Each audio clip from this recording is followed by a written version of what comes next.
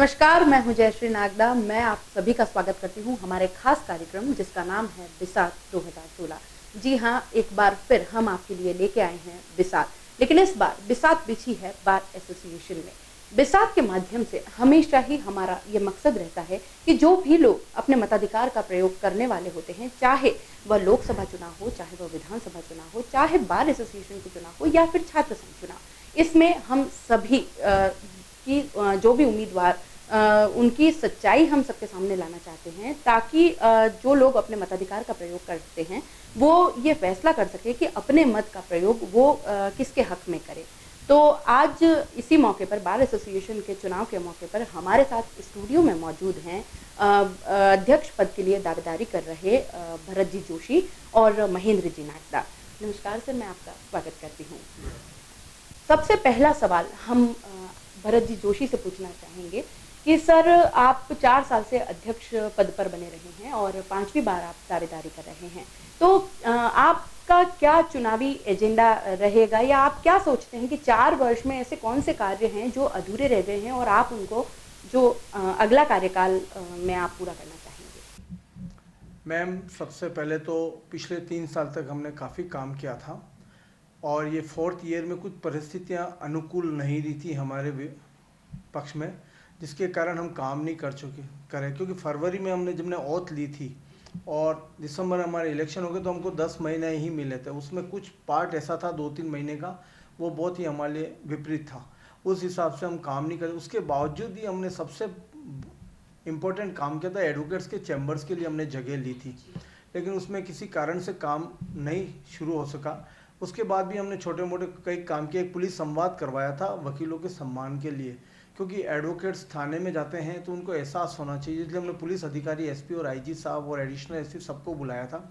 और हमने उस समय उस संवाद के अंदर हमने एक अपनी भावना रखी थी कि वकील को थाने में कितना फेस करना पड़ता है एक पढ़े लिखे मास को, तो हमने उनको ये चीज़ रखी थी। उसके बाद भी हमने बहुत सारे काम किए थे। हमने जो नीचे बेसमेंट है हमारा, काफ़ी एडवोकेट्स बैठते हैं, तो वहाँ पे हमने कूलर लगवाया था। टीवी रूम है, वहाँ पे हमने चेयर्स लगवाई थी। ऐसे छोटे मोटे हमने जितना हमारा प्रयास था, लेकिन क्या समय बहुत कम होने के कारण कर नहीं पाए थे। लेकिन उससे पहले हमने 3 साल के अंदर, जिसमें आप भी मेरे साथ जनरल सेक्रेटरी का काम किया था इन्होंने, उससे हमने 50 साल की बाहर हो चुकी थी, तो हमने एक गोल्डन जुबली कार्यक्रम किया था और एक बहुत बड़ी कॉन्फ्रेंस कराई थी उसके माध्यम से, जिसमें हमने अच्छे टॉपिक पे डिबेट रखी थी। हाईकोर्ट जज बुलाए थे और प्रेस के मीडिया वालों को भी हमने बुलाया था। उसमें एक मीडिया जो आजकल मीडिया ट्रायल जो चलती है उसके ऊपर हमारा एक बहुत बड़ा कॉन्फ्रेंस थी, उसके ऊपर वो टॉपिक भी था। उसके बाद 50 साल में फर्स्ट टाइम हम दोनों ने मिलके, ऐसी बात नहीं है, हम दोनों ने मिलके इस बार के एडवोकेट्स के हितों के लिए हमने एक बहुत बड़ा एक ट्रस्ट बनाया था, जिसका रजिस्ट्रेशन तो बहुत लेट हुआ था, लेकिन ट्रस्ट उस दिन हमने चालू किया था 2012 में किया था 2012 में किया था, लेकिन 2013 या 14 में उसका हमने रजिस्ट्रेशन कराया था, उसको सोसाइटी रजिस्ट्रेशन में। आज हमारे पास उसमें 30 लाख रुपए रखे हुए हैं। कई एडवोकेट्स को उससे हेल्प भी दी थी।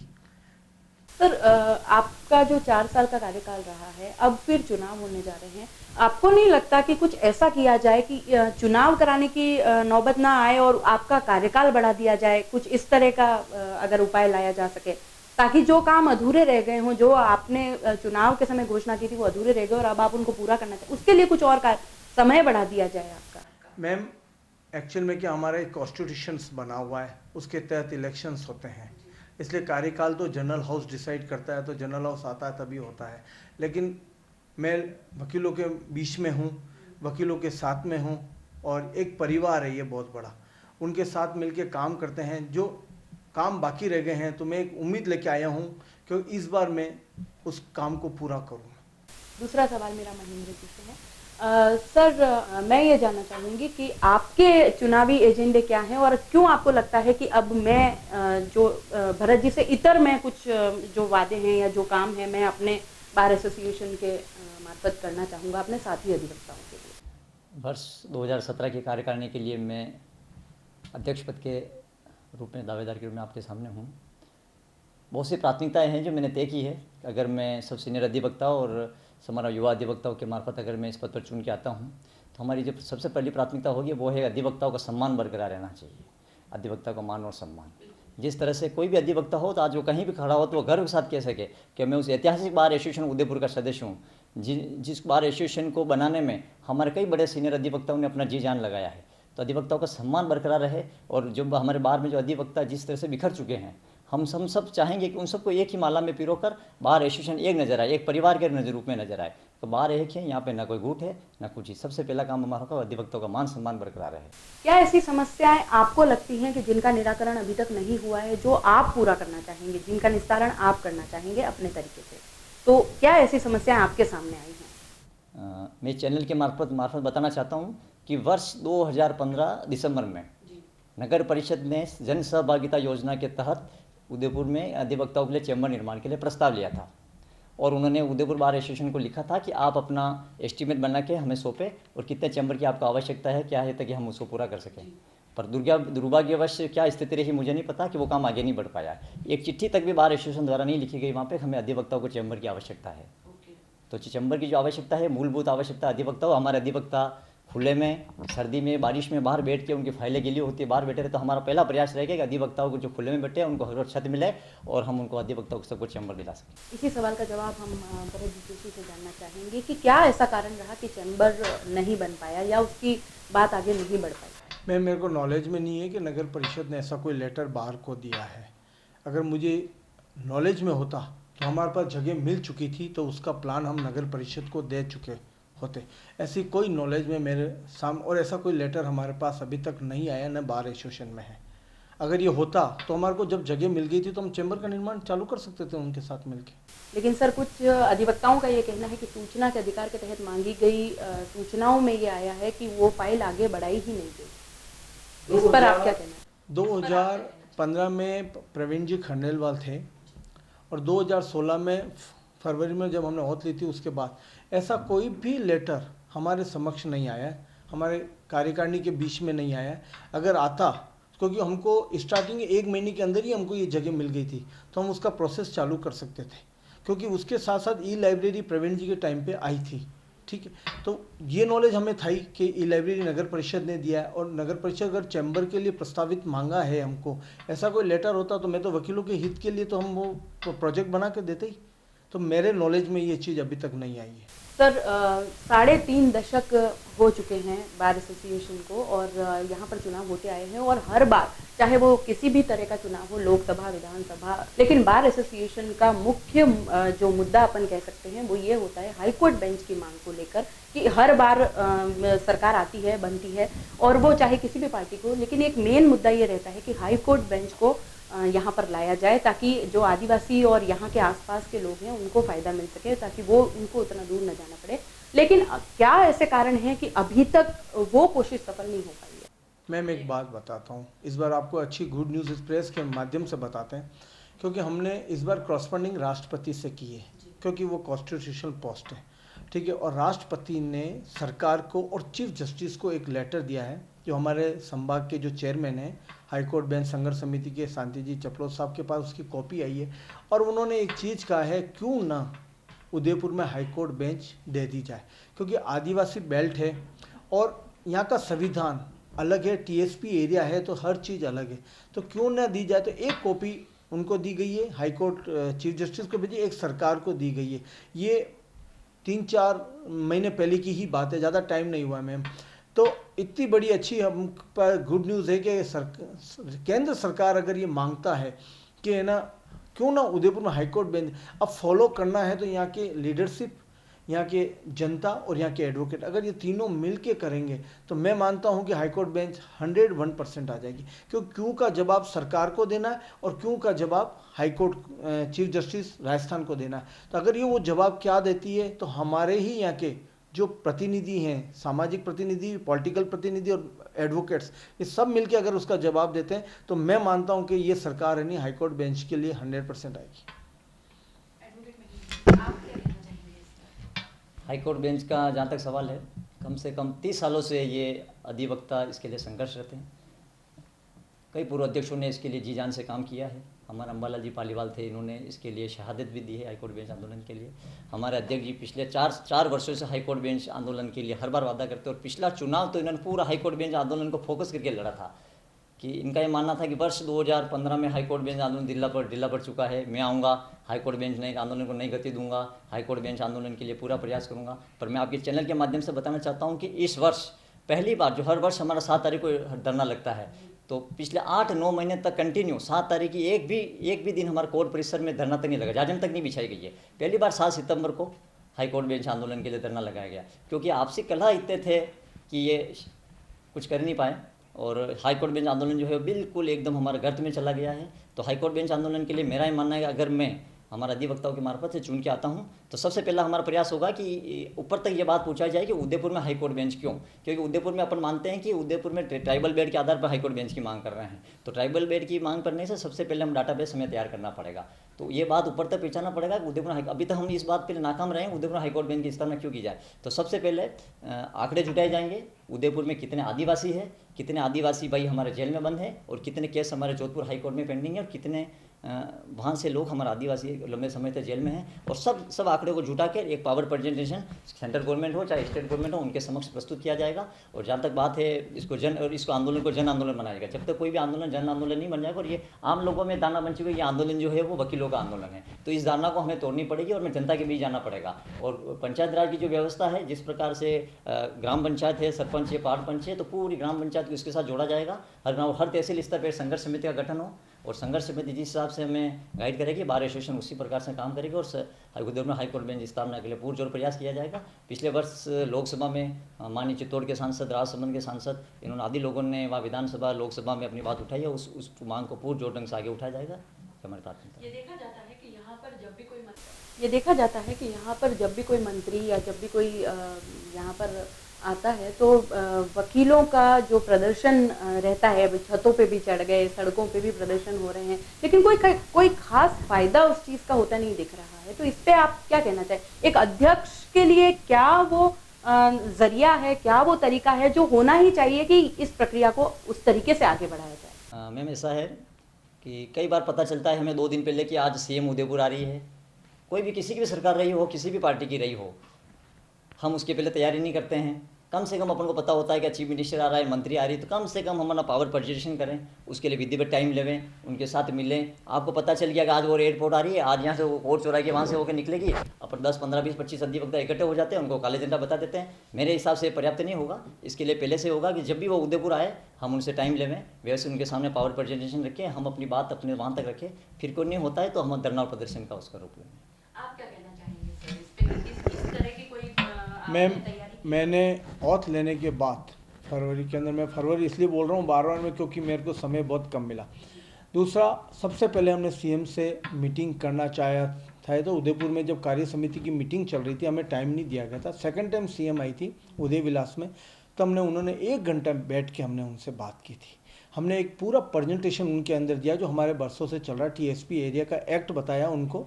और दूसरा, हमने पूरा प्रेजेंटेशन जो हमने बना रखा है कि यहाँ पे सबसे ज़्यादा जेल अपील होती है गरीब आदिवासी जो सेंट्रल जेल में बंद है, उनकी सबसे ज़्यादा 80% जेल अपील होती है यहाँ पे, जो राजस्थान में कहीं नहीं होती है।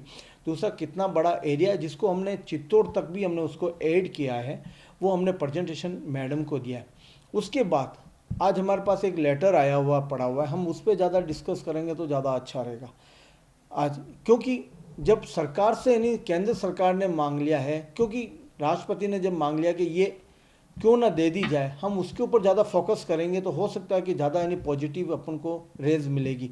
अगर हम ये करेंगे कि यानी मैडम आ रही है, कोई धरना पड़ते, क्योंकि न्यूज़ जैसे ही हमें मिलती है हम पूरा प्रयास करते हैं मिलने के लिए, थोड़ी बहुत आंदोलन तो करना ही पड़ता है सरकार के समक्ष। अगर हम मांगने, तेलंगाना जब राज्य चेंज हुआ तो कई लोगों ने आंदोलन किया और जब जाके ये राज्य बना, तो आंदोलन तो एक पार्ट है, लेकिन उसके साथ रचनात्मक भी काम करना पड़ते हैं, जो हमने रेगुलर किया और हमको यानी उसमें सफलता मिली और केंद्र सरकार ने दिया। अर्जुन जी मीणा भी हमारे कोर्ट आए थे, उन्होंने भी संसद में यानी एक कहा था और सीपी साहब ने भी कहा था, सबने कहा था। सर, एक सवाल आपसे ये है कि 50 साल हो गए हैं बार एसोसिएशन का गठन हुए, तो अभी तक जो कुछ सुविधाएं हैं जो अभी तक अधिवक्ताओं को नहीं मिल पाई हैं, जिनमें एक है लेडीज़ टॉयलेट का ना होना, दूसरा है कैंटीन का अभी तक बार एसोसिएशन में कोई जगह नहीं मिल पाई है, तो इस पर आपको? मैम, छोटी सी जगह है, यहाँ 21 कोर्टें चलती है, 21 कोर्टें कुल मिला के छोटे, अभी तो बाहर चली गई काफ़ी, जगह बहुत कम है। सिर्फ हमारे पास चैम्बर्स के लिए भी बहुत कम जगह। आज अभी 3000 स्क्वायर फीट जो हमको डिस्ट्रिक्ट जज साहब हाई कोर्ट ने जगह दी है, वो भी हमारे लिए सफिशेंट नहीं है। आज यहाँ 800 एडवोकेट्स रेगुलर आते हैं और बैठने के लिए जगह 200-250 एडवोकेट्स के लिए है। पिछली बार हमने कॉमन रूम दोनों ने मिलकर गर्ल्स कॉमन रूम दिया था, लेकिन उसका उपयोग नहीं हो पाया। टॉयलेट्स के लिए ये था, तो जुडिशरी ने अभी जस्ट एक लेडीज़ टॉयलेट का निर्माण कराया है। उसके बाद हमने एक चीफ जस्टिस अजीत सिंह जी जब उदयपुर आए थे तो हमने एक लेटर दिया था, उसका लेटर का जवाब आया उन्होंने, और हमको एक टॉयलेट्स के लिए, गर्ल्स टॉयलेट्स के लिए अभी हमने वो जगह डिसाइड हो गया, उसका काम चल रहा है। आप क्या कहना चाहेंगे? बार एसोसिएशन में ग्राउंड फ्लोर में वाशरूम बने हुए हैं, पर उन वाशरूम की स्थिति ये है कि अगर कोई अधिवक्ता या कोई सामान्य क्लाइंट वहाँ चला जाए तो वो टॉयलेट करने की बजाय वहाँ से तुरंत भागने में आने में ज़्यादा विश्वास रखेगा। तो मैं इस चैनल के मार्फत से कहना चाहूँगा कि अगर मुझे विश्वास रखकर हम जीत के आए तो हमारी पहली प्राथमिकता होगी कि महिला अधिवक्ता, पुरुष अधिवक्ता और क्लाइंट्स सबके लिए अलग टॉयलेट की व्यवस्था हो, शौच की व्यवस्था हो और साफ़ सुथरे टॉयलेट हो, और बिल्कुल जो कोर्ट परिसर है बिल्कुल साफ़ सुथरा हो, हरा भरा हो, ये हमारी प्राथमिकता है।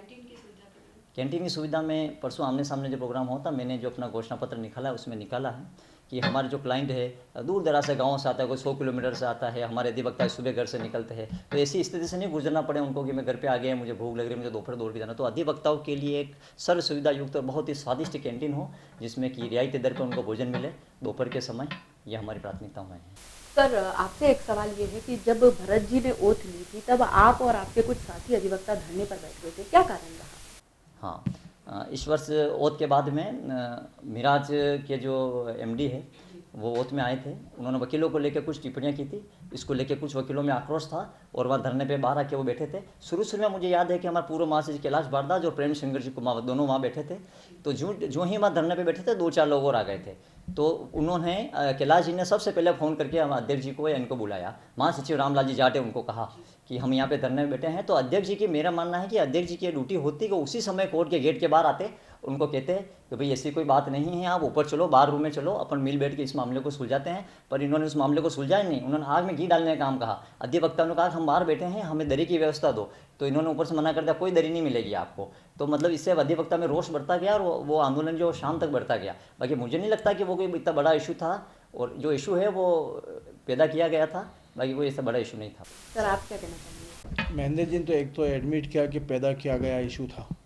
दूसरी पैदा बात, किया गया था मतलब आपके द्वारा पैदा किया गया था। आप अगर इस व्यवस्था को, उस इशू को उससे तुरंत हल कर लेते, संभाल लेते, क्योंकि आप स्टूडेंट के हेड थे, ये जो सबसे बड़े परिवार के मुखिया थे, तो आपको लगना चाहिए कि 2 बच्चे अगर बाहर बैठे हैं धूप में, उनकी क्या मांग है, आपको तुरंत बाहर आना चाहिए। उनको कहना चाहिए कि आप ऊपर आओ, बाहर स्टूडेंट रूम में बैठो, मैं आपकी समस्या सोल्व करता हूँ, मैं आपके मिराज के एमडी से बात करता हूँ। और वहाँ जो बच्चे बैठे थे उनके मिराज के एमडी जो उनके जो है उनके कर्मचारी, उनके पास फ़ोन आया है, आप क्या चाहते हैं, हम सॉरी फील कर लेते हैं, पर आपके जो कार्यकारिणी वाले हैं वो उनको यहाँ आने नहीं दे रहे हैं। तो इस प्रकार अगर आप समस्या को उसी समय रहते सोल्व कर लेते हैं, अब आधे घंटे के नीचे आ जाए, तो मुझे नहीं लगता वो समस्या इतनी बढ़ पाती। मैम एक बात बताता हूँ, पूरा प्री प्लान प्रोग्राम था। घर में कोई मेहमान आता है, हो जाती है छोटी मोटी खुद। हम ऐसा नहीं कि अपन धरने पे बैठ जाएं। बार एसोसिएशन इतनी बड़ी एक सोसाइटी और इतना बड़ा एसोसिएशन है आज की तारीख में, जो संभाग को लीड करता है। हम अगर बिना पूछे एक पैरेलल बार चलाने का प्रयास करेंगे तो वो बार डैमेज होगी।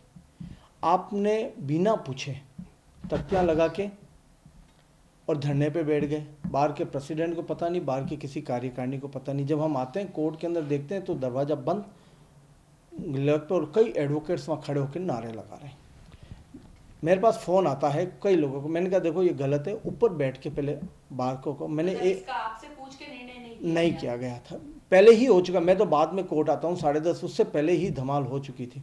जब मैं आके ऊपर बैठता हूँ, मैंने कार्यकारिणी के सभी लोगों को, मैंने कहा आप लोगों को क्योंकि कार्यकारिणी के कुछ लोग भी वहाँ खड़े थे, तो मैंने उनको ऊपर बुलाया। मैंने कहा आप लोगों को कुछ पहले पूछा गया? क्योंकि हमको नहीं पूछा। मैंने कहा ये पूछेंगे तो अपन इनको, इन्होंने हमारे पास फ़ोन आया कि मैंने कहा एक बार आप गुड फेथ में, मदन जी ने कोई गलती कर दी है, इसका मतलब नहीं हम सड़क पे अगर बैठ जाएं, उनको बुला के, उनके एमडी को, प्रकाश जी को बुला लें, मदन जी को बुला लें, किसी को भी बुला लेते हैं, अपन उसको निपटा रहे। ऐसे धरना दे के बैठने से नहीं होगा। तो उन्होंने एक्चुअली बात करने का किसी का मोटिव ही नहीं था। अगर थोड़ा सा भी मोटिव होता ना, बार को गुड फेथ में लेते और बार के साथ बैठने का प्रयास, क्योंकि मेहमान है, अपन ने बुलाया उनको, हम एक दिन पहले तो उनका सम्मान कर रहे हैं, यही जनरल सेक्रेटरी थे हमारे कैलाश जी भारद्वाज जिन्होंने माला पहनाई है, ठीक है, और वो दूसरे दिन आप बैठ जाते हो।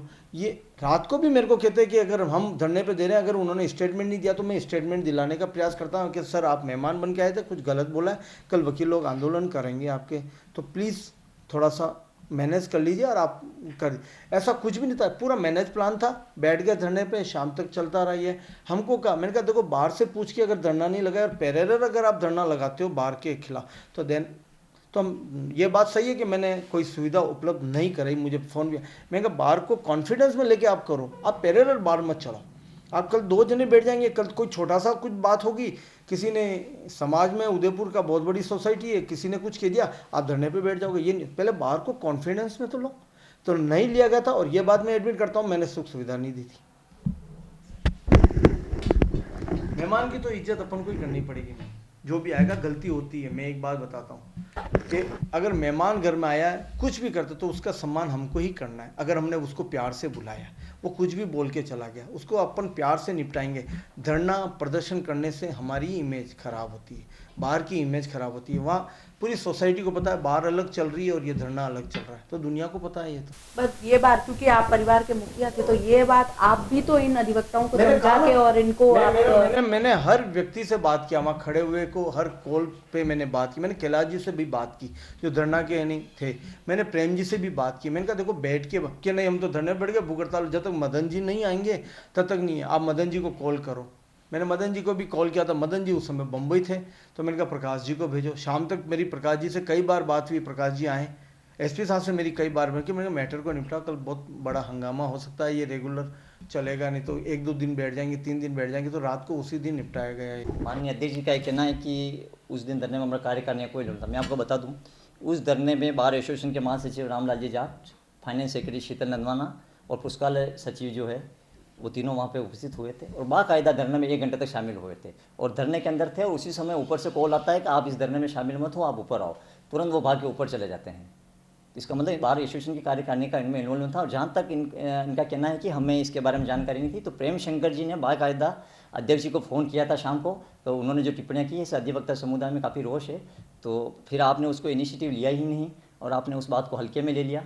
और कुल मिला के उस मामले को अगर शुरू से आप ढंग से हैंडल करते तो ये बात जो नहीं पनपती। और आपने कहा है कि कोई भी बात पैरेलल बार जिस तरह चलाने की बात है और मनमाफी निर्णय लेने की जहाँ तक बात है, मैं आपको याद दिलाना चाहता हूँ कि वर्ष 2009 में जब प्रफुल्ल जी करणपुरिया हमारे बार एसोसिएशन के अध्यक्ष हुआ करते थे और RK मार्बल के तहत आल राजस्थान का क्रिकेट टूर्नामेंट आयोजित किया गया था, जिसमें RK मार्बल ने कम से कम 10 लाख रुपये देके क्रिकेट टूर्नामेंट, तो जब भरत जी उनके सामने प्रत्याशी थे और ये चुनाव हार चुके थे, तो उन्होंने बिना बार की परमिशन लिए और बिना बार को विश्वास में लिए RK मार्बल वालों को सीधा ही नोटिस दिया कि आपने किस खाते में बार एसोसिएशन को कितने पैसे दिए हैं और किस खाते में बार जो टूर्नामेंट हुआ है उसमें 2 दिन का वर्ष सस्पेंड किया है। तो क्या ये अनुशासनहीनता के दायरे में नहीं आता है? एक तरफ बार एसोसिएशन का अध्यक्ष इतना बड़ा आयोजन किया जा रहा है और आप उसको आप नोटिस दे रहे हो। आप लोगों ने कॉन्फिडेंस में लेने की कोशिश की थी?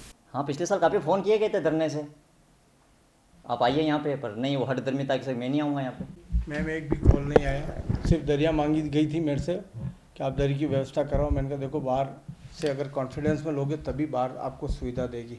हम किसी के लिए बैठेंगे तो अगर किसी मेहमान को बुला के अगर यूँ बेइज्जती करेंगे तो हमारे यहाँ कोई मेहमान आएगा नहीं, पहली बात तो है, क्योंकि हंसी मजाक और चुटगले तो चलते हैं।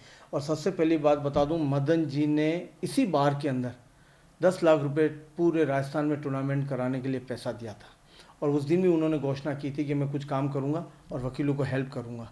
लेकिन मेरे को ऐसा लगता है कि उनको ऐसा लगा है कि इस कार्यकाल में एक बहुत बड़ी उपलब्धि मदन जी के थ्रू हो सकती है, तो हो सकता है वो भी टारगेट हो, ये मुझे पता नहीं है, लेकिन मैं आशंका जाहिर कर सकता हूँ ये टारगेट हो सकता है। इसलिए मैम अब इन्होंने एक बात छेड़ी है करणपुरिया जी के टाइम पे। मैंने एक टूर्नामेंट कराया था यहाँ पे जब आप भी थे, पूरे राजस्थान का, काफ़ी टीम 22 टीमें आई थी मैम।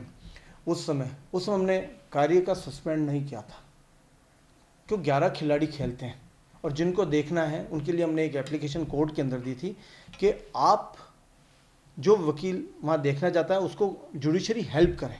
ये मैंने एक एप्लीकेशन दी थी, मैंने सस्पेंड नहीं किया था काम, क्योंकि काम सस्पेंड करने से क्या होता है, बाहर से आने वाले को ये पता नहीं होता है कि है ना उदयपुर में मैच चल रहा है इसलिए काम सस्पेंड हो जाएगा क्या।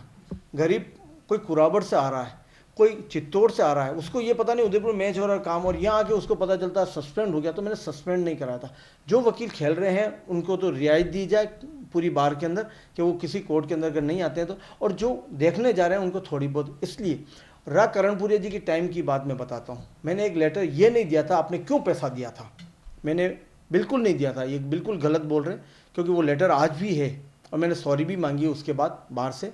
मैंने ये कहा था कि आपने सस्पेंड क्यों किया गया क्या काम को, क्योंकि लोगों की बेल एप्लीकेशन लग रही है, अगर 2 दिन होंगी उसके बाद संडे आ रहा है, तो उसके लिए मैंने हाई कोर्ट के अंदर एक लेटर लिखा था कि सस्पेंड काम नहीं होना चाहिए और काम को रेगुलर रखें, क्योंकि 11 खिलाड़ी खेलने वाले हैं, उसके लिए पूरी बार सफ़र नहीं करें। बस ये था, मैंने ये नहीं लिखा उनको पाटीदार जी को कि आपने पैसा क्यों दिया और क्या नहीं दिया, ये चीज़ नहीं थी। आज भी लेटर है तो बिल्कुल सामने लाना चाहिए। अगर मैंने ये कहा कि आपने पैसा क्यों दिया, क्योंकि पैसा तो मैं खुद लाता हूँ, 12 लाख रुपए में नहीं, हमने गोल्डन जुबली मनाई है, हम बाहर से ही पैसा लाएंगे तब कार्यक्रम होगा। मदन जी ने हमको 7-8 लाख रुपए दिए थे, तो हमने, अगर पैसा नहीं आएगा तो काम कैसे होगा, टूर्नामेंट ऐसे ही थोड़ा हो जाएगा क्या बिना पैसे के। तो पैसे वाली बात नहीं थी, ये काम सस्पेंड की बात थी। इनका ये कहना है कि पैसे वाली बात नहीं थी, तो मेरा ये मानना है कि आप सीधे आर के मार्बल को नोटिस दे रहे हो कि आपने वर्ष सस्पेंड कर, वर्ष सस्पेंड आर के मार्बल ने नहीं करवाया, वर्ष सस्पेंड कराया बार एसोसिएशन उदयपुर ने। जब प्रफुल्ल जी अध्यक्ष हुआ करते थे तो क्या आपने उस समय बार एसोसिएशन को कुछ लिखित में दिया? आप सीधे उनको नोटिस दे रहे हो। क्या ये बार एसोसिएशन पेडलर बार चलाने के हालात नहीं पैदा हुए थे उस समय? उस समय इन द्वारा नोटिस दिया गया तो बार एसोसिएशन को विश्वास में लिया गया। ये अनुशासनहीनता की कार्रवाई में नहीं आता है। और माननीय अध्यक्ष जी द्वारा हमारे कई पूर्व सदस्यों को बार एसोसिएशन से निष्कासित किया गया है।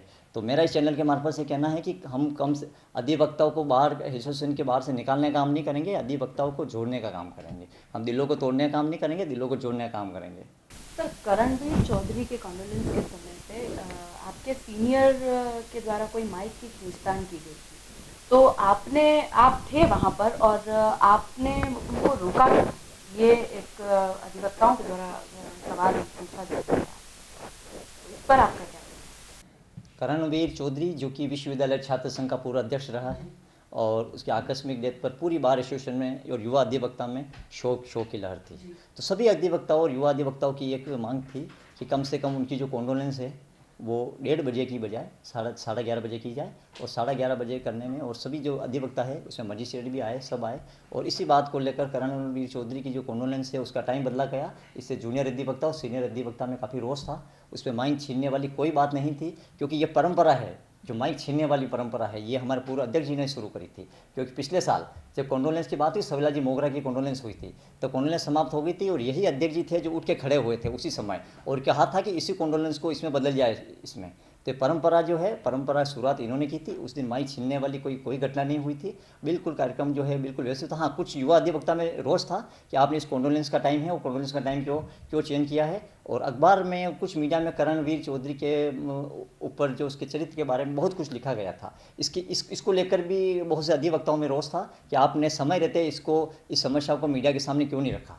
इस बात को लेकर रोष था, न कि माइक छीनने वाली कोई बात। करणवीर सिंह चौधरी की जब डेथ हुई थी उससे पहले एक कार्यकाल था 2015 का प्रवीण जी का, जो हमारे सीनियर अधिवक्ता थे सवेला जी मोगरा साहब।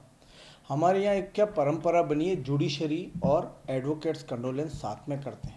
वो लेटर हम उनके परिवार में भेजते हैं तो उनको एक आशा रहती है कि यार चलो जुडिशरी भी हमारे साथ है और एडवोकेट्स भी हमारे साथ है। सवेला जी मोगरा के टाइम पे जुडिशरी नहीं आई थी, बहुत विरोध हुआ था। मैंने अकेले ने नहीं, सबने विरोध किया था और वाजिब विरोध था कि आज इतने बड़े सीनियर और जिनकी डेथ हो गई, जिसके संभाग में नाम है और उनकी हो गई थी, उसके बाद जुडिशरी ने आना बंद कर दिया। वो 2015 से शुरुआत हुई थी कि भंडारी साहब नहीं आए थे जब डिस्ट्रिक्ट जज थे। उनके बाद उनके नारे भी लगे गए थे बहुत बार खड़े होके, और बार और बेंच के संबंध वहाँ से ही खराब हो गए थे। उसके बाद अभी जब मैं प्रेसिडेंट बना था और करणवीर चौधरी जी की जब बात हुई थी, तब पंकज जी भंडारी जी को मैं बुला के लाया था। मैंने कहा हमारे युवा हैं, यूनिवर्सिटी प्रेसिडेंट रह चुके हैं और काफ़ी रोष भी है, आप आइए। वहाँ जुडिशरी को मैं मना के लाया कि आज एक अच्छी परंपरा सर चालू होगी, राग सवाल काम का। मैंने कहा घंटे 2 घंटे बाद, उसके बाद आप लंच बाद काम चालू कर दो। तो हमने उनको बुलाया था।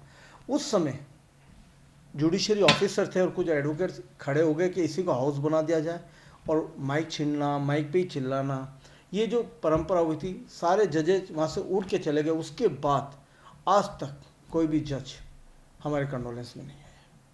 और जो ये परंपरा मैंने ख़त्म की थी कि बार बेंच के अच्छे संबंध होने के बाद, और ये कहा जाता है कि अगर मैंने बेंच को लेके आ गया तो कि बटरिंग है, तो ये बटरिंग नहीं है, ये एक अच्छे रिलेशंस हैं। क्योंकि आपको चैम्बर लाने पड़ेंगे तो परमिशन जुडिशरी से और हाई कोर्ट से लानी पड़ेगी, आपको कैंटीन लानी पड़ेगी। आप अपने दम पे कैंटीन नहीं खोल सकते हो वहाँ पे, आप दम पे वहाँ पे एक ईंट नहीं लगा सकते हो, बार एसोसिएशन नहीं लगा सकती, कल खड़ी हो जाए, नहीं रोक देंगे वो, क्योंकि प्रॉपर्टी उनकी है, जगह वो देते हमें।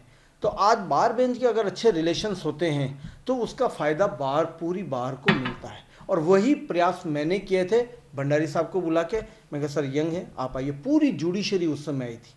और उसके बाद फिर राजमल जी बड़ाला साहब के टाइम पे पूरी जुडिशरी आई थी। निस्संदेह बार और बेंच के जो रिलेशन है वो मधुर रहने चाहिए, पर संबंध इतने भी मधुर नहीं हो कि जो बेंच है वो बिल्कुल बार एसोसिएशन पे हावी हो जाए। आज की स्थिति यह है कि हमारे कई जुडिशियल मजिस्ट्रेट है, जो नए नए मजिस्ट्रेट आए, हमारे बड़े से बड़े सीनियर अधिवक्ता जिनकी 50-50 साल की प्रैक्टिस हो गई है, उनके सामने तारीख और पेशी बदलने उनको एडी से जोटी का जोर लगाना पड़ता है।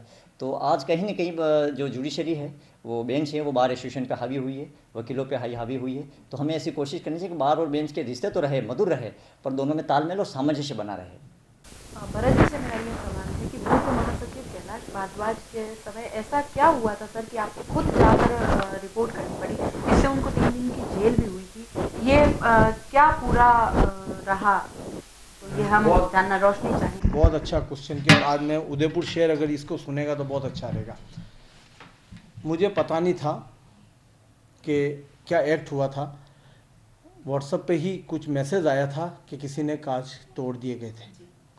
टूट गए कोई बात नहीं, पर मैं एक मीडिया से बताता हूँ कि वहाँ थाने के अंदर कैमरे लग रहे हैं, बार बार में एक टीस किया जाता है कि भरत जोशी वहाँ खड़ा रहा, भरत जोशी वहाँ खड़ा रहा, वहाँ कैमरे लग रहे हैं। पहली बात तो मैं वहाँ गया नहीं, क्योंकि मैं एक ऐसा बंदा हूँ इस बार के अंदर, मैं पूरे गर्व से कहता हूँ मैं इस चीज़ को, और मेरे को कहते हुए शर्म भी नहीं आती कि रात की 1 बजे होगा तो भरत जोशी खड़ा होगा, 4 बजे होगा तो भरत जोशी होगा, चाहे दिन की 2 बजे होगा तो भरत जोशी होगा।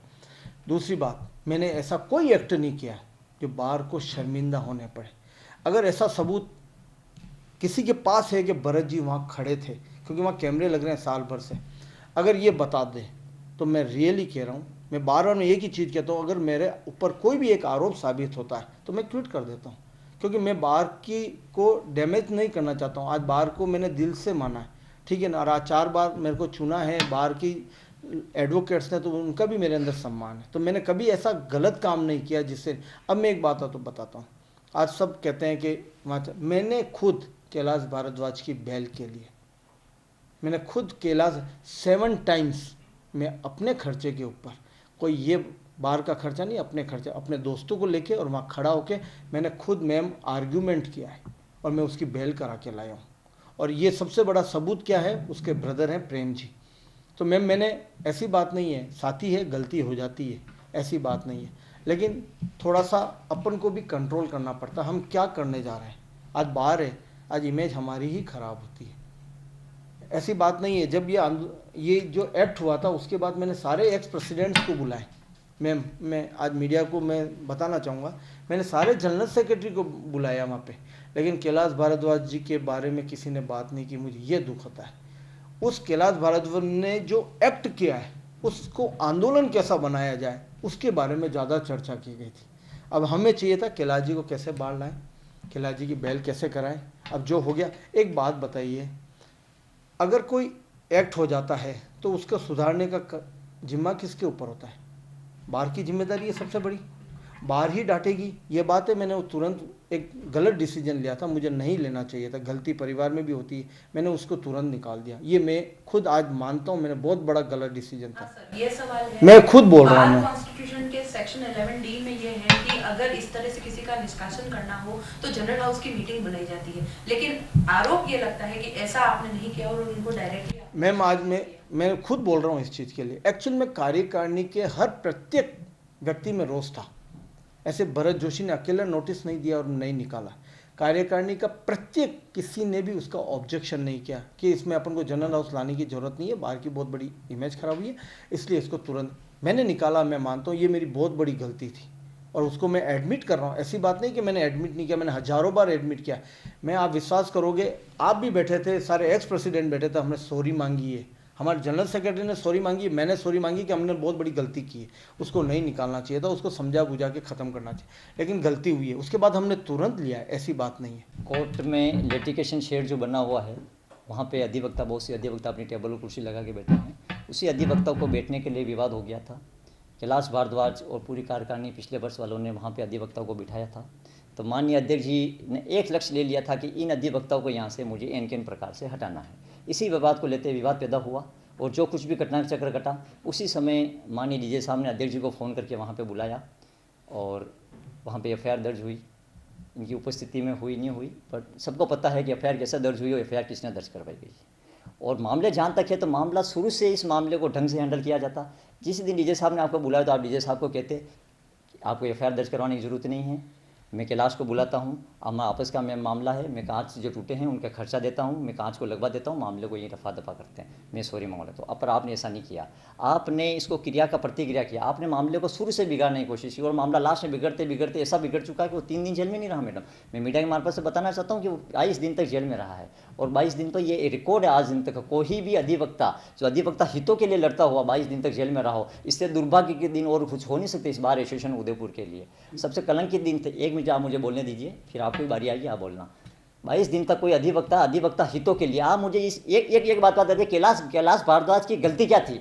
उसने अगर सपोज करो, मैं नहीं बताऊंगा उसने क्या किया, जो कुछ भी हुआ है वो सिर्फ वकीलों के हितों के लिए संघर्ष कर रहा था। क्या आपके घर पे तो उसने आके कुछ नहीं किया? क्या बाहर एसोसिएशन पे आके तो उसने तोड़फोड़ नहीं करी?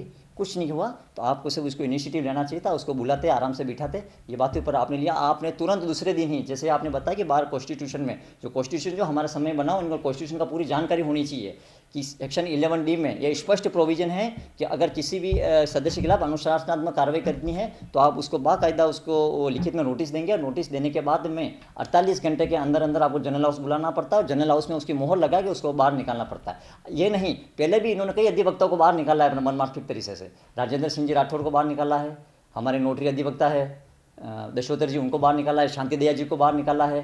तो क्या बाहर निकालने की राजनीति करते हैं, किसी को जोड़ने की राजनीति नहीं करी आज दिन तक 4 सालों में। हमने कहा है कि हम दिलों को जोड़ने का काम करेंगे, बार एसोसिएशन को एक परिवार में लाने का काम करेंगे, हम बार एसोसिएशन को तोड़ने का काम नहीं करेंगे। तो जहाँ तक बात है कैलाश भारद्वाज जी, 21 दिन तक उसको जेल में रहना पड़ा है और जब उसकी बेल की बारी आई तब बार एसोसिएशन द्वारा ऐसा कृत्य किया गया कि उसकी बेल पर इफेक्ट पड़ा है। जब से भंडारी साहब का हाई कोर्ट में एलिवेशन हो गया तो सुबह माननीय अध्यक्ष जाके उसको गुलदस्ता भेंट करते हैं उनको 11 बजे और अचानक जनरल हाउस बुलाते हैं। जनरल हाउस के 2 दिन पहले आप जब उनकी वेलिब्रेशन होती है तो आप उसको त्यागपत्र दे देते हैं उसको, और अखबार में बड़ी बड़ी फोटो छपा देती है कि बार एसोसिएशन के अध्यक्ष जी ने त्यागपत्र दिया है। और जब मीडिया पूछती है तो कहते हैं त्यागपत्र तो बार एसोसिएशन के कार्यकारिणी के पास पहुंचा ही नहीं। और जब त्यागपत्र वापस इनको त्यागपत्र देते हैं तब इनको होश आता है, फिर मैंने त्यागपत्र दे दिया। तो फिर वापस पूरी कार्यकारिणी के सामने एक कैंडिडेट के सामने और कार्यकारिणी सदस्य के बारे में जाकर रिक्वेस्ट करते हैं प्लीज़ मेरा त्यागपत्र है वो आप स्वीकार मत करना। जब आपने एक पत्र त्यागपत्र दे दिया था तो आप अपनी जो वजूद है उस पर कायम रहना चाहिए था आपको। त्यागपत्र देने के बाद में आप त्यागपत्र वापस लेते हो, आप पद पे आपके वापस बनते हो। और जब आप एक तरफ भंडारी साहब को गुलदस्ता भेंट करते हो और 2 घंटे बाद जब जनरल हाउस की कार्रवाई चल रही होती है तो आप अचानक कहते हो माइक पे खड़े होके कि चलो भंडारी साहब जो है वो हाई कोर्ट जा रहे हैं, उनको काले झंडे बताते हैं। आप जाते हो वहाँ पे और 500 रुपये देते हो अपने किसी का अधिवक्ता को और काले झंडे मंगवाते हो और काले झंडे बताते हो। जब आपको पता है कि हमारा एक अधिवक्ता जेल में है और आप ये भी कहते हो, अभी कह रहे हो कि हमें बेन से ही काम लेना पड़ेगा। अभी आपने कहा है कि हमें अगर एक ईंट भी लगानी है तो बिना बेन की परमिशन से नहीं लगा सकते। तो इससे क्या स्थिति पैदा होगी कि आप तुरंत जो है आप वहाँ डीजे के घर पे चले गए, उसको काले झंडे बताने लगे थे, क्योंकि उसी दिन भंडारी साहब के फादर इन लोग की डेथ हुई थी और वो घर पे मौजूद नहीं थे, वो अमेरिकन हॉस्पिटल में थे। तो भी आप अचानक वहाँ चले गए और उनको काले झंडे बताने, और पूरा हाउस जो है वो वहाँ पे खड़ा था। तो कुल मिला के मैडम ऐसे कृत्य किए गए थे कि कैलाश भारद्वाज की जब बेल का टाइम आया और वो उसको अंदर रहना पड़ा। तो कुल मिला के बार एसोसिएशन जो मान सम्मान है, प्रतिष्ठा है, उसको काफ़ी आघात लगा है। लेकिन निवर्तमान अध्यक्ष महोदय ये कह रहे हैं कि मैं वहां पर गया ही नहीं। तो क्या कुछ ऐसा कोई आपके पास सबूत है जो आप ये पेश कर सकें कि ये वहां पर थे या नहीं थे? इस तरीके का कोई एक सबूत तो दे। मैं इस बार में नहीं आऊंगा, मैं एक सबूत दे कि मैं रात को एक सबूत दे, मैं बार में नहीं आऊंगा, ये मैं बोलता हूँ। एक सबूत दे मेरे खिलाफ, मैं आज बता रहा हूँ। इस केस को मैडम शुरू से इस प्रकार हैंडल किया गया। मैं एक लाइन के मार्फत से बताना चाहता हूँ कि काट के जुबान कातिल कहता है कि इजाज़त तुम्हें हाल दिल सुनाने की। ये कहते हैं कि मैंने 6 बार मैं हाई कोर्ट में इसके लिए बेल के लिए गया। तो आप मुझे बता दें कि ऐसी कौन सी स्थितियाँ पैदा होगी कि उनके खिलाफ एफआईआर दर्ज। क्या आपको डीजे साहब ने मौके पे नहीं बुलाया था उस दिन? आप मौके पे आए कि नहीं आए, ये बात बताओ चलो इस मीडिया के मार्फत के मुझे। आप उस दिन आए कि नहीं आए? नहीं आया। तो फिर तो आप फिर झूठ पे झूठ बोलते जाओ, उसका तो कोई समाधान ही नहीं है। आपके पास कैमरे तो आप अगर नहीं आए तो ये आपकी सबसे बड़ी कमजोरी है। मैं इस मीडिया के मार्फत से बताना चाहता हूँ, एक अध्यक्ष को डीजे मौके पे नहीं बुलाया और बिना उसके परमिशन से किसी अधिवक्ता के खिलाफ रिपोर्ट दर्ज करवा दे, ये आपकी सबसे बड़ी कमजोरी है। क्यों आपने क्यों नहीं बुलाया गया? तो दूसरे दिन आपने जनरल हाउस क्यों नहीं बुलाया गया? क्यों नहीं डीजे और सब कोर्टों का बहिष्कार किया गया? आप बताएं जनता को और सब अधिवक्ता को बताएं, अगर आपको डीजे ने मौके पे नहीं बुलाया और कैलाश भारद्वाज के खिलाफ उन्होंने मुस्लिम के मार्फत एफआईआर दर्ज करवा दी, 1 मिनट, तो आपने क्यों दूसरे दिन सभी अधिवक्ताओं को विश्वास में लेके क्यों नहीं डीजे के खिलाफ घेराव किया गया?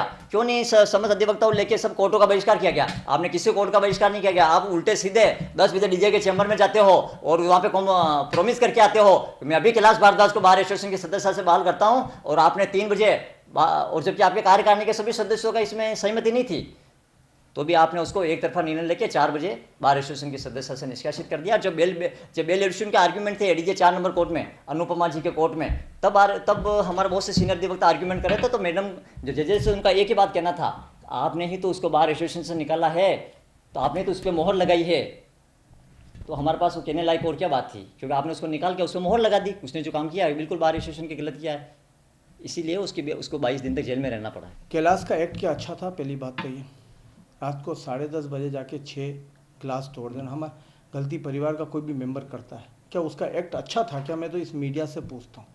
अगर उसका एक्ट बहुत अच्छा था तो बार को फुल सपोर्ट करना था, अगर उसका एक्ट अच्छा नहीं था बार को सपोर्ट नहीं करना था। आज कोई भी व्यक्ति 10:30 बजे आके, चाहे वो लिटिगेशंस के, तो ये कोई आंदोलन और ये कोई विरोध करने का तरीका नहीं है कि आप किसी को डैमेज करो और किसी के, कल तो आप है ना किसी जुडिशरी ऑफिसर के थप्पड़ भी रख दोगे अगर उसका अच्छा नेचर नहीं है, वो बदतमीजी कर रहा है, तो ये चीज़ नहीं। उसके लिए कई रास्ते हैं आज की तरह। दूसरी बात, मेरा रिज़ाइन देना, मेरे पास रिकॉर्डिंग है, मैं अभी चाहूँ तो सुना सकता हूँ। मैं 1:30 बजे से लगा के और शाम की 8 बजे तक कोई मेरे मदर फादर की माँ बहन की गाली दे, मेरे बच्चों को उठाने की धमकी दे, तो मैं क्या ऐसे माहौल के अंदर काम कर सकता हूँ?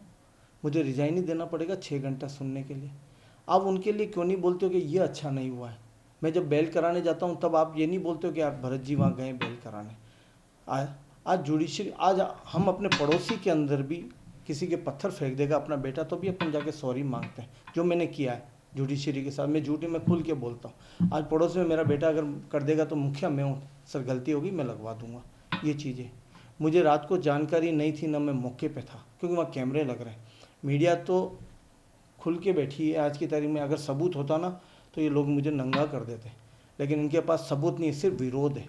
आज के विरोध के अलावा कुछ भी नहीं है, क्योंकि मैंने कोई ऐसा एक्ट नहीं किया जो बेचारे कैलाश को नुकसान। अगर रात भर गाली दी तो मैंने पूर्व प्रेसिडेंट थाने में खड़े थे, तभी मैंने कहा था ऐसे माहौल में मैं प्रवीण जी काम नहीं करूँगा। मैं कल सुबह रिज़ाइन किया और मैंने रिज़ाइन किया, ऐसी बात नहीं है। ये बात है कार्यकारिणी ने वापस उसको रिजेक्ट कर दिया, चला लो, ऐसी बात नहीं है। मैंने किसी से रिक्वेस्ट नहीं की है, मैंने आज तक नहीं किया। मैं बहुत ही जिंदा दिल और बहुत ही ईमानदार आदमी हूँ इस बार का, कि मैंने वकीलों के हित के लिए किया है और हित के लिए ही जी रहा हूँ। आज भी लड़ रहा हूँ तो मैं वकीलों के हित के लिए ही लड़ रहा हूँ। मैंने किसी को डैमेज करने के लिए नहीं किया। किसी वकील का अगर फ़ोन आता है तो भरत जोशी दौड़ के जाता है, चाहे मेरा दोस्त है दुश्मन है, मैं जाता हूँ। लेकिन अगर वो एक्ट बहुत अच्छा है तो फिर मैं सॉरी मांगूंगा कि मैंने बहुत बड़ी गलती कर दी। अगर वो एक्ट अच्छा है, आज हमको भी उसको समझाना चाहिए कि जो भी हो गया ख़त्म हो गया, ख़त्म, बात ख़त्म। इसलिए वो एक्ट अगर अच्छा नहीं था तो फिर हमको क्या करना था ये तो सब जानते हैं। सर सवाल तो ये भी उठता है कि अगर कोई व्यक्ति अपनी पोस्ट से त्यागपत्र देता है तो वो बहुत सोच समझ के देता है। ऐसे आनंद फानंद में या जल्दबाजी में कोई इतनी बड़ी पोस्ट से त्यागपत्र नहीं देता।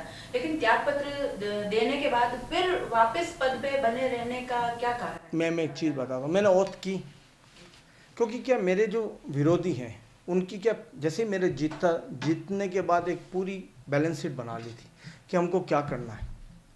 हकीकत है, जैसे मैंने ओथ ली दूसरे दिन धरने पे बैठ गया, बार को नहीं पूछा। करण का मैटर हुआ, आपने नहीं बहुत बड़ी धमाल कर ली। जुडिशरी की मैंने खुद ने कहा है, मैं कहा गाली मेरे को दो। अगर जुडिशरी ऑफिसर अगर सस्पेंड नहीं करती है काम तो गाली मेरे को दो, जुडिशरी को क्यों दे रहे हो? कि मैंने लेटर में लिखा है कि कंडोलेंस में आपको पधारना है, सस्पेंड नहीं है काम, मैंने खुद ने लिखा सस्पेंड नहीं हो, क्यों मुझे पता है अगर मैंने लिख दिया सस्पेंड है और जुडिशरी ने काम किया तो उस इमेज किसकी खराब होगी। जो सवाईलाल जी मोगरा के टाइम पे यही हुआ था कि हमारे पूर्व प्रेसिडेंट ने सस्पेंड लिख दिया और उस दिन दावे खारिज हुए, मेरे खुद के हुए जो हाई कोर्ट में चल रहे हैं, मैं नहीं चर्चा। तो अगर इमेज बाहर की खराब होती है, इसलिए सेकंड टाइम करणवीर के बाद आपने इतना बड़ा एक्ट कर दिया, उसको हमने संभालते संभालते गए, उनकी अग्रिम भी खारिज हो गई, उन्होंने मुझे गालियाँ दी। मैं कुल मिला के टोटली टारगेट भरत कुमार जोशी, बार प्रेसिडेंट नहीं है कि भरत कुमार जोशी जो 4th टाइम आया है बहुत भारी मतों से, ठीक है ना, उसको डैमेज कैसे किया जाए, उसको काम करने की जो इच्छा है, जैसे भी चलाई हमने, चैम्बर्स के लिए जगह मिल गई हमने, उसको डैमेज कैसे किया जाए, उस परेशान होकर मैंने ये डिसीजन लिया था और मैंने रिज़ाइन किया। मैं परेशान होके ही मैंने ये डिसीजन लिया था, लेकिन कार्यकारिणी ने कई समय तक ये मेरा रहा वहाँ पे, फिर कार्यकारिणी ने वापस बुला के हमने सबने बैठ के और एक एक कार्यकारिणी के, मैंने किसी को फ़ोन नहीं किया है मैम, ऐसी बात नहीं, मैंने पहले भी रिज़ाइन किया और अभी भी रिज़ाइन करके फिर मैं चुनाव लड़ रहा हूँ, क्योंकि अगर मैं प्रेसिडेंट बन के चुनाव लड़ूंगा और कोई हो गया, ऐसी बात होगी तो एज ए प्रेसिडेंट मुझे खड़ा रहना पड़ेगा। इसलिए उसका मैं अधिसूचना जो निकली उसके बाद रिज़ाइन किया मैंने, और अभी भी मैं चुनाव रिज़ाइन देने के बाद ही, मैंने हर बार चुनाव रिज़ाइन देने के बाद ही, मुझे ऐसी बात नहीं है। इसलिए जो मैंने रिज़ाइन दिया परेशान होकर दिया था, और आज भी मेरे पास ऐसी कई रिकॉर्डिंग है जो मैं अभी तक अवेयर, क्योंकि मुझे पता है कि ये मेरे लिए बहुत ज़रूरी है, इसलिए मैंने आज भी सारी रिकॉर्डिंग्स अवेयर के रख रखी। लेकिन सर, अगर आप अधिवक्ताओं के भले के लिए ही कार्य कर रहे थे, तो आपको ऐसा क्यों लगता है कि वो लोग क्यों चाहेंगे कि आप जो भी कुछ काम करें उसको वो डैमेज करना चाहेंगे? मैम, इस बार इतिहास के अंदर वकीलों ने बहुत प्यार दिया मेरे को, सिर्फ 2 से तीसरी बार कोई भी नहीं बना, मैं 4th टाइम है, मैं 4th टाइम बना हूँ, तो कुछ तो, और जो सामने वाले हैं, जो मेरे विरोधी हैं, वो हर समय यही चाहते हैं कि अब इसको डैमेज कैसे किया जाए, वो क्योंकि उनको पता है कि हो सकता है ये 5वीं बार अच्छे काम करेगा तो फिर 5वीं बार वापस इसको सब लोग चुनेंगे और सब साथी लोग कहेंगे यार वापस लड़ो भरत जी, बहुत अच्छा काम किया है। वो डैमेज करने के कारण ये पूरी एक स्टोरी लिखी गई थी जो चल रही है। इनका ये आरोप है कि मुझे डैमेज करने का काम किया था, तो क्यों ना आपकी कोशिश रही कि सबको एक जर्जन पे बिठा के बार को जोड़ने का काम किया जाए। बाहर में इतने गुट पनप चुके हैं, तो आपने कभी भी कोशिश नहीं की सबको एक माला में पिरोया जाए। और जहाँ तक आपने कहा कि कैलाश को जो करते था क्या वो निंदनीय है, आपने बताया कि बिल्कुल गैरवाजिब और भी निंदनीय था, तो अभी तो चार्जशीट कोर्ट में पेश हुई है, अभी तक यह साबित नहीं हो पाया है। उसके सामने आज ही आप स्टूडियो में बैठ के उसको बिल्कुल आप गुनहगार साबित कर रहे हो, और आपका कहना है कि उसका जो कृत्य है बिल्कुल ही ऐसा कायराना कृत्य। तो मैं आपको बताना चाहता हूँ कि वर्ष 2015 सितंबर माह की 7 तारीख को जब धरना लगा था कोर्ट में, और यहाँ से सबसे अधिवक्ता हमारे नंदवाना साहब और सबके नेतृत्व में रजिस्ट्रार ऑफिस गए थे, जब हमारे अध्यक्ष जी, मैं वहाँ पे मौजूद था, मेरा आंखों देखा हाल कह रहा हूँ, मैं वहाँ पे मौजूद था, हमारे अध्यक्ष जी ने हाथ में पत्थर लिया और चुपके से बैठ के रजिस्ट्रार की ऑफिस गाड़ी थी उसके ऊपर पत्थर फेंका है, उसको कांच तोड़ा। का ये कायराना हरकत नहीं थी क्या? बार एसोसिएशन के पूरे अध्यक्ष को शोभा देता था इस बात को? इस बात पे आप जवाब दीजिए इनका। और मैं इस बात का चश्म देता हूँ कि मैंने देखा है ये पत्थर मारते हुए फोटो आया। एक इमेज को खराब करने की एक साजिश है। अगर ऐसा है तो वहाँ सारे कैमरेस लग रहे हैं। मैं आज बात पे आप कैमरे को कहते हो, कैमरा लगे हैं, प्रेस वाले खड़े हैं, कुछ लोग होते हैं, मैंने देखा है, मैंने अपनी आंखों से। कल तो मैं भी आपके लिए ऐसा बोल दूं, मैंने यहाँ देखा है। आप दो ना सबूत, ऐसे आरोप लगाने से नहीं चलता है महेंद्र जी। आप सबूत लाके बताओ कि हाँ ये लोग थे, क्योंकि वहाँ आज की तारीख मीडिया बहुत खड़ी थी और सारे रिकॉर्डिंग्स हो रही है वहाँ पे। और कांच फोड़ना कोई दूर से पत्थर आके नहीं, जब हम पास में खड़े होंगे तभी पत्थर मार पाओगे आप, इतना दूर से नहीं आएगा क्योंकि पब्लिक है वहाँ पे। आप मारोगे तो किसी की भी चोट लग सकती है। हाँ, ऐसी बात नहीं है, क्योंकि जब आंदोलन चल रहा है वहाँ गाड़ी खड़ी हुई है, ऐसा नहीं होता है। हमने भी देखा है किसने मारा किसने, ये सब बात की बात है। आरोप लगाना, कल तो मैं भी कह दूंगा ये बात है, ऐसी बात है। मैं अभी यहाँ बोल दूंगा आप ये झूठ बोल रहे हो, तो फिर मैं भी आरोप लगा सकता हूँ। हो सकता है आपने पत्थर फेंका, मैं भी बोल सकता हूँ, लेकिन नहीं, बिना सबूत के बिल्कुल नहीं। आप बताइए ना यार, आपके पास पूरा पड़ा हुआ है, मीडिया पड़ा हुआ है, सब कुछ पड़ा, सबके पास चीज़ पड़ी है। रजिस्ट्रार ऑफिस के गाड़ी का कांच फूटा, रजिस्ट्रार से पूरे कांच टूटे, बाकायदा उसकी रिकॉर्डिंग में आई, सब कुछ आया होगा। ये बात है कहते हैं कैमरे लगे हुए हैं। अगर ऐसा होता तो बहुत से अधिवक्ता जब होते ना तो वो चाहते तो इनका नाम ले सकते थे, कह सकते थे कि पत्थर इनके द्वारा फेंका गया। पर बार एसोसिएशन की गरिमा को ध्यान में रखते हैं, किसी भी अधिवक्ता ने फ़ोन पर या पुलिस को ये नहीं बताया गया कि ये पत्थर जो है माननीय अध्यक्ष जी द्वारा फेंका गया है, क्योंकि ये घर की बात थी। ये बात जो है बाहर नहीं लेना चाहिए, इस तरह से बात को वहीं ढक दिया गया। न कि इस बात को उछाला गया। सर, एक सवाल आपसे ये है कि जो अनुपमा बिजलानी का नाम आया एडीजे कोर्ट जज के सामने, वहाँ पर जो बेल खारिज हुई थी कोई, और तब आप पर ये एक सवाल आता है कि आपने वहाँ पर कुछ कुर्सियाँ फेंकी थी, तो ये क्या माजरा था, हम जानना चाहेंगे। नहीं, वहाँ पे किसी प्रकार की कुर्सियाँ नहीं फेंकी गई थी। हाँ, एडीजे 4 जो कैलाश भारद्वाज की बेल एप्लीकेशन थी, और रोष इस बात पे था उस मैडम की कोर्ट से, न कि उसकी बेल एप्लीकेशन खारिज करने की बात पे रोष था। मैडम वहाँ पे बैठे थे और कम से कम 5:30-6 बज चुके थे, और अधिवक्ता बाहर इंतजार कर रहे थे कि हमें जो भी जजमेंट हो, जजमेंट सुनाया जाए, चाहे बेल खारिज होती है या बेल स्वीकार होती है। बेल अगर स्वीकार होती है तो यहाँ से ऑर्डर लोअर कोर्ट में जाएगा, और प्रोसेस है उसका 1 घंटा लगता है। यहाँ से ऑर्डर लोअर कोर्ट में साउथ टू कोर्ट में जाएगा, अब उसके बेल और मुश्किल के परे जाएंगे। तो आप हमें जो ऑर्डर है वो ऑर्डर जल्दी क्यों नहीं प्रोनाउंस कर पा रहे हैं? जानबूझ के जुडिशियल द्वारा क्या कारण रहे मुझे नहीं पता, इस ऑर्डर को 6:30 बजे के लगभग प्रोनाउंस किया गया, और 6:30 बजे लाके आप कह रहे हो कि आपको ये बेल ऑप्शन खारिज की जाती है। इस बात को लेकर अधिवक्ता में रोष था, और काफ़ी अधिवक्ता वहाँ इकट्ठे हो गए थे, और हो सकता है कि कई अधिवक्ता की धक्का मुक्की में कोई कुर्सी गिर गई थी। बाकी ऐसा कोई भी अभ्यर्थ व्यवहार किसी अधिवक्ता द्वारा नहीं किया गया था। आप बताएं सर। इस पे तो मैं क्या कमेंट्स करूँगी, मैं उपस्थिति नहीं था मैं। हाँ, लेकिन वहाँ रोष और नारेबाजी जरूर हुई थी, ये बात सही है। क्योंकि अध्यक्ष पद पर आप क्योंकि हैं, तो आपकी जानकारी नहीं, मुझे इसलिए क्योंकि मैंने वहाँ पर कम से कम 500 अधिवक्ता उस दिन मौजूद थे जो कि बेल एप्लीकेशन का वेट कर। आप कहते हैं कि मैं तो बाहर के हितों का सबसे बड़ा परोकारी हूँ, मैं बाहर हितों का सबसे बड़ा ध्यान रखता हूँ, कि क्या कैलाश भारद्वाज जो एक्स महासचिव था, उसकी बेल एप्लीकेशन मिलने या जजमेंट आ रहा था, तो क्या आपको वहाँ उपस्थित नहीं रहना चाहिए था? क्या कैलाश भारद्वाज की बेल एप्लीकेशन पे आर्ग्यूमेंट होते तो क्या आपको वहाँ उपस्थित नहीं रहना? आप कहते हो मैं 1 बजे हाजिर होता हूँ, 2 बजे हाजिर होता हूँ, क्या आपकी ड्यूटी नहीं थी कि कैलाश भारद्वाज की बेल एप्लीकेशन के आर्ग्यूमेंट थे, वहाँ पे उपस्थित थे? क्या आपकी ड्यूटी नहीं थी कि आप 6 बजे तक अधिवक्ताओं के बीच में रहते? कार्यकारिणी के दूसरे सदस्य भी मौजूद थे, जनरल सेक्रेटरी थे, फाइनेंस सेक्रेटरी थे, दूसरे भी सदस्य मौजूद थे, पर आप वहाँ पे नहीं थे। क्यों मौजूद नहीं थे? इसी अधिवक्ता में रोष पनपा, यही कारण था। बाकी कोर्ट के साथ किसी प्रकार की अभद्रता नहीं कही। मैम, जो बेल एप्लीकेशन थी, आर्ग्यूमेंट हो गया, मैं सुबह भी आर्ग्यूमेंट में था उस समय। शाम को बेल एप्लीकेशन का ऑर्डर आना था। अब जो भी ऑर्डर आना था हम सब निकल चुके थे, आप लोग ऑर्डर की वेट कर रहे थे, ये बात सही है। वो तो सारा क्या माहौल बना वहाँ पे, क्यों लेट हुआ, क्यों नारेबाजी हुई, क्यों जुडिशरी के खिलाफ नारेबाजी की गई थी, इसकी जानकारी मुझे दूसरे दिन मिली मीडिया से कि वहाँ पे ये हुआ था, ये हुआ, और मैडम को है ना सुरक्षा के अंदर घर ले जाया गया था। तो ये तो मेरे को जानकारी दूसरे दिन मिली। फिर उसके बाद सारे एक्स प्रेसिडेंट्स जितने भी राव साहब थे, रमेश जी नंदवाना थे, त्रिभुवनपुरी थे, कन्याल, सबको मैं लेके और वहाँ ऊपर गया था इस मैटर को शांत कराने के लिए। मैंने कहा कल, क्योंकि इतना भारी मामला हो चुका था कि जिसकी हद नहीं। तब मेरे को जाके पता चला कि ये बात हुई थी, और हम तो घर आ चुके थे। 5 बजे के बाद हम आ गए थे। बेल ऑर्डर आना नहीं आना ये जुडिशरी का डिसीजन पावर है। अगर बेल हो जाती तो हम बेल कराते। हल्ला हू करने से और वहाँ पे एक चेयर फेंकने से अगर ये आती है बात मेरे, तो ये एक अच्छी बात नहीं है। हम एक पढ़े लिखे हैं, आज हम सोसाइटी को एक दिशा देते हैं, एक सोसाइटी हमारी तरफ देखती है, और हम ये एक्ट करेंगे तो मैं तो ये मानता हूँ कि बहुत ही गलत। आपका ये कहना है कि जिस दिन बेल ऑर्डर खारिज हुआ था मैं तो सीधा घर आ गया था। एक और झूठ पे झूठ, उस दिन 5:30-6 बजे आपको फ़ोन करके उपाध्यक्ष महोदय द्वारा मेरे सामने फ़ोन करके आपको बुलाया गया है। आप कोर्ट के गेट तक आए हो और 4-5 अधिवक्ताओं को लेकर आप एसपी साहब के पास गए हो, और एसपी साहब को जाके पेश किया कि साहब बेल तो खारिज हो चुकी है, पर इसमें अनुसंधान जल्दी से जल्दी पूरा करो, कब चालान पेश होगा। और आप अभी कह रहे हो कि मुझे इस मामले का पता नहीं है, मुझे सुबह अखबार से पढ़ा।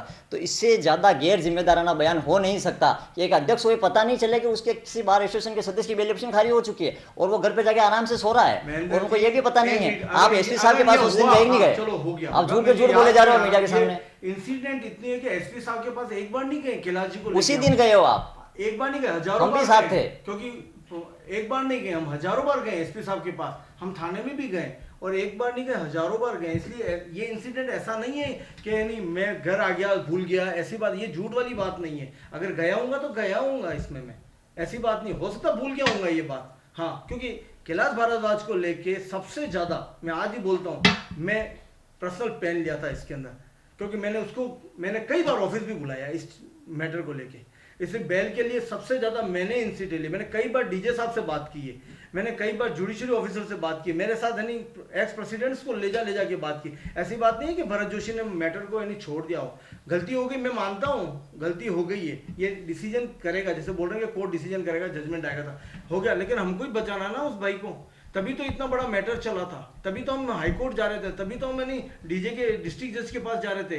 कौन नहीं गया डिस्ट्रिक्ट जज के पास? एक एक बंदा गया है आज की तरह। सबको ले जाने वाला भरत जोशी, मैं ले गया हूँ सारे एक्स प्रेसिडेंट को एक एक बानी। यहाँ तक कि मैंने इंस्पेक्टिंग जज साहब जीके व्यास साहब के यहाँ से एक टीम ले गया हूँ। मैंने गोविंद जी माथुर साहब जस्टिस के यहाँ पे मैं टीम ले गया हूँ, जिसके अंदर रमेश जी नंदवान थे, पूर्व प्रेसिडेंट प्रवीण जी खंडेलवाल थे, पामेजा साहब थे, कई बार ले गया हूँ। क्योंकि परिवार में अगर किसी ने गलती कर दी तो उसको एक हाथ घाव अगर सड़ जाता तो काटा नहीं जाता है।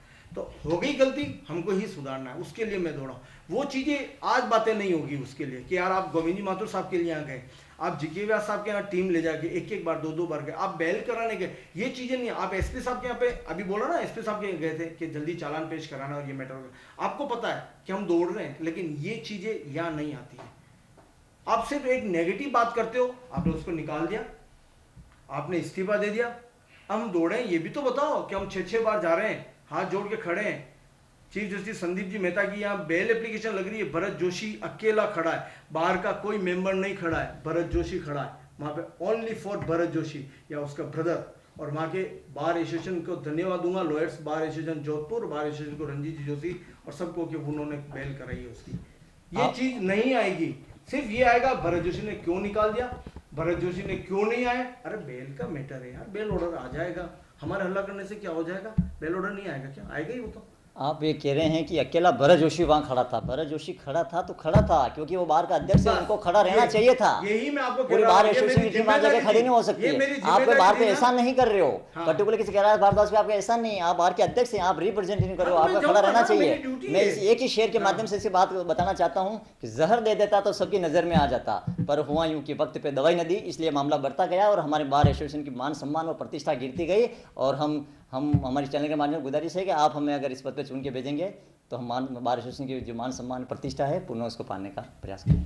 अब हम दोनों उम्मीदवारों से ये जानना चाहते हैं कि साथी अधिवक्ताओं को जो कि मताधिकार का प्रयोग करने जा रहे हैं, उनको ये क्या मैसेज देना चाहेंगे? मैं तो एक ही रिक्वेस्ट करूंगा कि ये कुछ काम बाकी रह गए हैं उसे मैं पूरा करना आया हूं, और जो सारे काम जो अभी मैंने बताए थे वो करना चाहता हूं।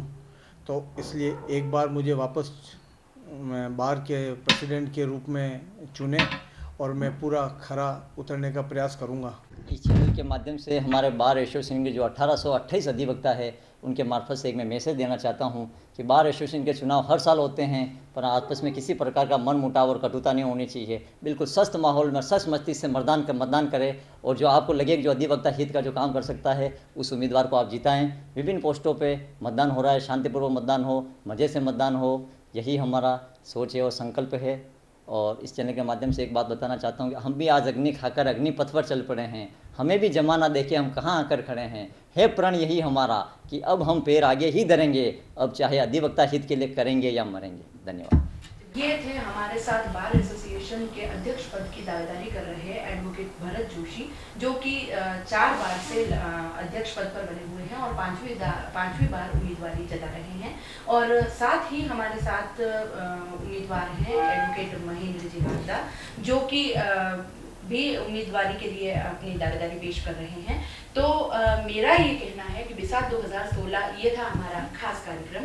6 पदों पर चुनाव हुए हैं, 1828 मताधिकार का प्रयोग करने वाले हैं मतदाता। मेरा ये कहना है कि अपने मत का प्रयोग जरूर करें, क्योंकि आपका एक मत ही आपके बार एसोसिएशन के विकास का भविष्य तय करेगा।